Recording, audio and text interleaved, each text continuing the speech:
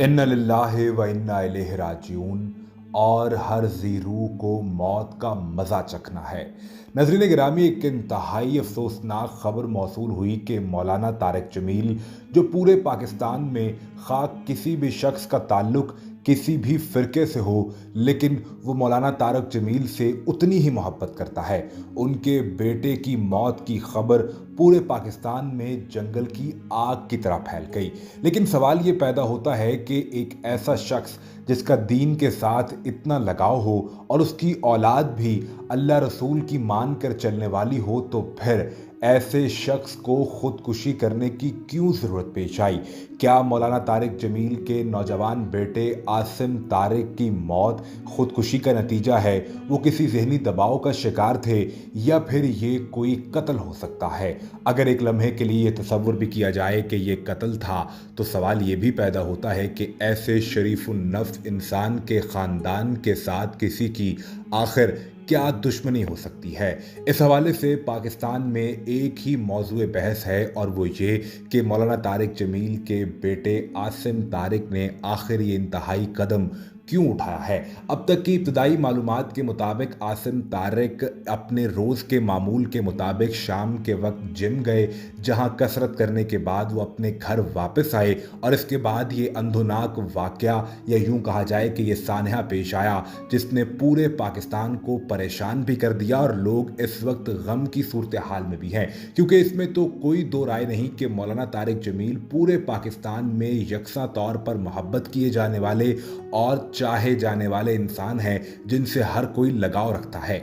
नज़रीन गिरामी, बताने वाले वाकफाने हाल ये बताते हैं कि मौलाना तारिक जमील को जब ये खबर बताई गई तो उन्हें ये अंदाज़ा हो गया, और उन्होंने भी इन्ना लिल्लाहि व इन्ना इलैहि राजिऊन पढ़ते हुए जो अपना ट्वीट किया, इससे ये अंदाज़ा लगाया जा सकता है कि ये मौत दरअसल कत्ल नहीं बल्कि ये खुदकुशी का नतीजा है। आसिम तारिक के हवाले से ख़ानदान के करीबी ज़राए भी ये कहते हैं कि इससे पहले भी वो जहनी दबाव, या फिर यूँ कहा जाए कि जहनी मसाइल का शिकार थे, जिसके बायस उनका इलाज भी चलता रहा। आज के वाक़े के हवाले से दो मुख्तलिफ और मुनफरिद खबरें ये सामने आ रही हैं। कुछ लोग ये बताते हैं कि जिम से वापस आने के बाद घर आकर उन्होंने खुद पर गोली चलाई, जबकि कुछ लोगों का ये कहना है कि गाड़ी में बैठे अपने गार्ड से उन्होंने असला लिया और अपने सीने पर गोली मार ली। इस सिलसिले में आरपीओ मुल्तान, यानी मुल्तान के पुलिस ऑफिसर्स की टीम की जानिब से जब जाए वकुआ का दौरा किया गया, तो वहां से फॉरेंसिक शवाहिद भी इकट्ठे कर लिए गए हैं। बॉडी को तहवील में लेकर सरकारी अस्पताल तलंबा के डिस्ट्रिक्ट हेडक्वार्टर में शिफ्ट कर दिया गया, और मौत की वजह जानने के लिए बुनियादी तौर पर अब बॉडी का फॉरेंसिक करवाना और इसके बाद पोस्टमार्टम करवाना इंतहाई ज़रूरी है।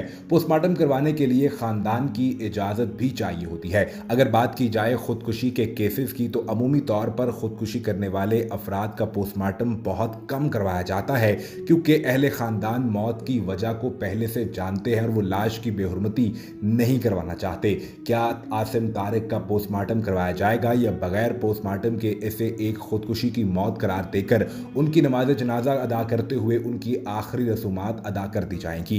इस सिलसिले में जैसे ही खबरें मौसूल होंगी, तो सबसे पहले हम ये कोशिश करेंगे कि आप तक सही और एग्जैक्ट इंफॉर्मेशन पहुंचाई जाए। लेकिन नज़रीन गिरामी, यहाँ एक सवाल बहुत ज़रूरी है। वो ये सवाल है कि दीन से लगाव भी था, अल्लाह के कुरान को पढ़ने वाले और जानने वाला ये ख़ानदान था, नमाजें भी पढ़ते थे, मालो दौलत की भी कोई परेशानी नहीं थी। इसके बावजूद जहनी दबाव के नतीजे में अगर ऐसा सानहा पेश आ जाए और जवां साल बच्चे की मौत की यूँ खबर किसी बाप को सुननी पड़े, तो यकीनी तौर पर वो बाप को तोड़ कर रख देती है।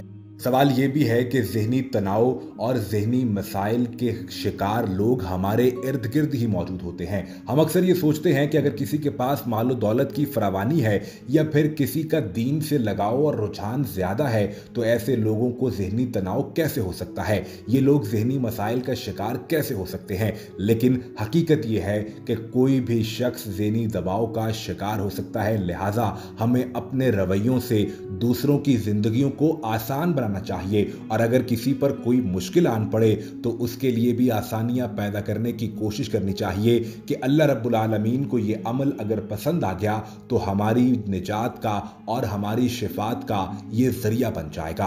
अल्लाह रब्बुल आलमीन आसिम तारिक के गुनाहों को माफ फरमाए और उनकी आइंदा की मनाजिल को आसान फरमा दें। आमीन या रब्बुल आलमीन।